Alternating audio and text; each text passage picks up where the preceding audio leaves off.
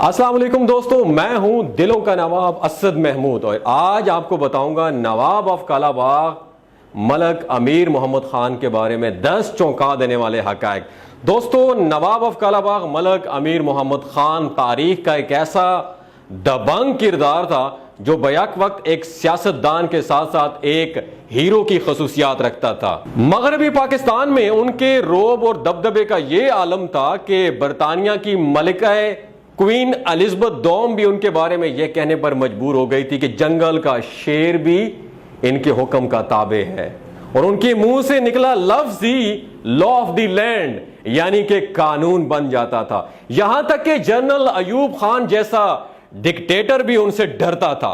असूल पसंद इतना था कि अपने बेटे तक को गवर्नर हाउस में घुसने पर पाबंदी लगाई हुई थी। राशन के लिए रकम कौमी खजाने से लेने की बजाय अपनी जाती जेब से खर्च करते थे। गरीबों के हमदर्द ऐसे थे कि उनके दौर में ताजरों को एक पाई की भी महंगाई की जुर्रत ना होती। मलक अमीर मोहम्मद खान को कायद आजम ने अपने साथ वाली कुर्सी पे क्यों बिठाया था? मलका बरतानिया की एलिजाबेथ दोम जब पाकिस्तान के दौरे पर आई तो उनके साथ हाथ मिलाने से इनकार क्यों किया था? तो ये सब जानिए मेरी इस वीडियो में। फैक्ट नंबर 1, नवाब ऑफ कालाबाग मलक मोहम्मद अमीर खान 20 जून 1910 को अपनी ही रियासत कालाबाग में मलक अता मोहम्मद खान के घर पैदा हुए। वो जिस घर में पैदा हुए वो एक रवायती घराना था। ताहम वो जब सिर्फ 14 साल के थे तो उनके वालिद का इंतकाल हो गया।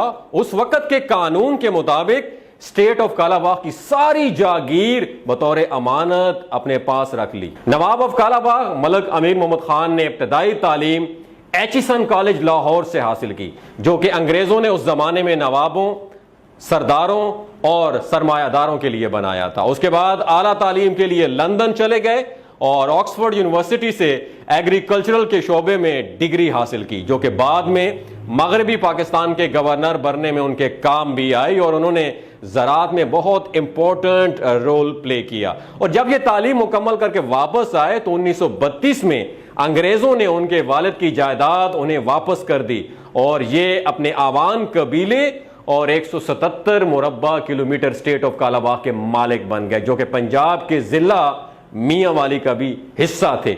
उनके नवाब बनने के बाद की चोरी, डकैती और दीगर जराइम के फैसले भी उनके खुली कचहरी में होने लगे। अपने इलाके में उनकी गिरफ्त मजीद मजबूत होने लगी थी। नवाब साहब ने 2 शादियां की थी, उनके 4 बेटे और 2 बेटियां थीं। फैक्ट नंबर 2, 23 मार्च 1940 को इकबाल पार्क लाहौर में करारदाद पाकिस्तान मंजूर हुई।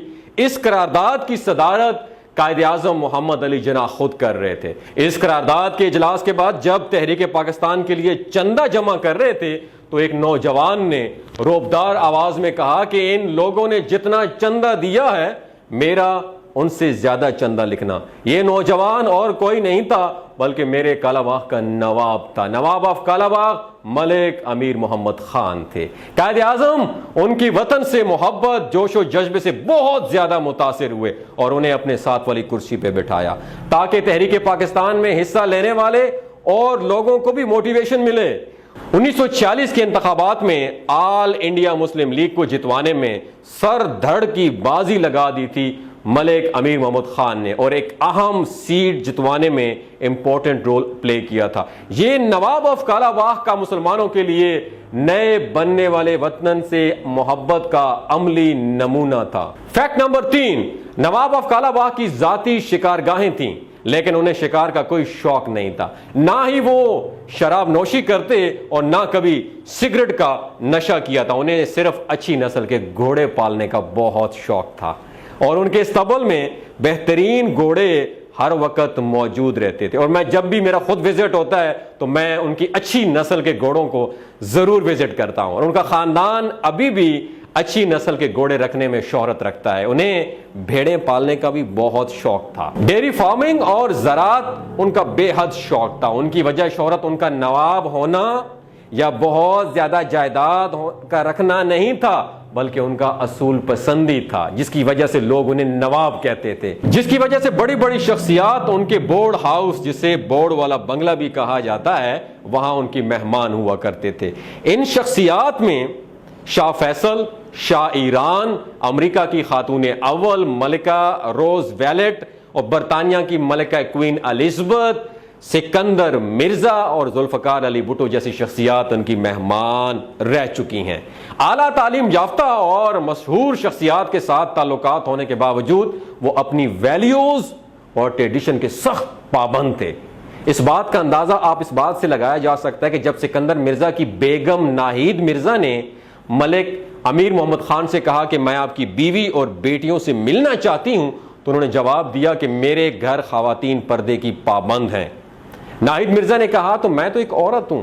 उसके जवाब में उन्होंने निहायत ठंडे और नरम लहजे में कहा कि वो आप जैसी औरतों से भी पर्दा करती हैं। जब मलिका बरतानिया एलिजाबेथ दोम पाकिस्तान के दौरे पे आई तो मलिक अमीर मोहम्मद खान यह कह के उनसे हाथ मिलाने से इनकार कर देते हैं कि मेरी मशरकी रिवायात इस बात की इजाजत नहीं देती कि मैं एक औरत से हाथ मिलाऊं। Fact number 4, Nawab of Kalabagh अमली तौर पर सियासत में उस वक्त दाखिल हुए जब 1956 में प्रोविंशियल असेंबली के मेंबर बने और उस वक्त के वजीर आला नवाब इफ्तिखार हुसैन ने उन्हें वजारत की ऑफर की तो उन्होंने ये कह के इनकार कर दिया कि मुझे ये गवारा नहीं है कि मैं टके टके के लोगों को जवाब देता फिरूं।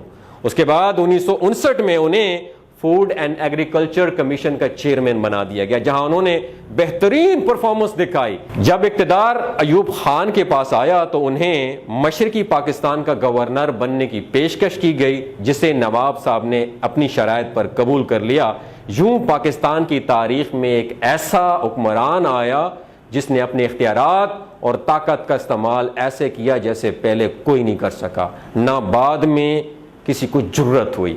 नवाब ऑफ कालाबाग किसी के सामने जवाब दे नहीं थे और जनरल अयूब खान उन्हें अपना मुंह बोला भाई कहा करते थे। नवाब ऑफ कालाबाग करप्शन के सख्त खिलाफ थे और अपने से नीचे अफसरान को कहा करते थे कि अगर किसी ने माली करप्शन की तो उसे उस जमीन में जीने का कोई हक नहीं है। मैरिट एंड फूड गवर्नेंस का यह आलम था कि पहली पाकिस्तान ने ज़राअत में तरक्की की, ज़राअत में सन्नतें कायम होने लगी, पहली बार गुर्बत कम होने लगी, महंगाई कम होने लगी, किसी ताजर को जखीरा अंदोजी की जुर्रत नहीं होती थी और ना ही कीमतों में इजाफे करने की जुर्रत होती, जो कि आजकल के दौर में ख्वाब लगता है। दोस्तों, फैक्ट नंबर 5, जब नवाब ऑफ कालाबाग मलिक अमीर मोहम्मद खान ने 1 जून 1960 में मगरबी पाकिस्तान के गवर्नर का हलफ उठाया तो अपने खानदान के हर फर्द का गवर्नर हाउस में आना बंद कर दिया गया, यहां तक कि उनके बेटे भी बगैर किसी जरूरी काम के दाखिल नहीं हो सकते थे।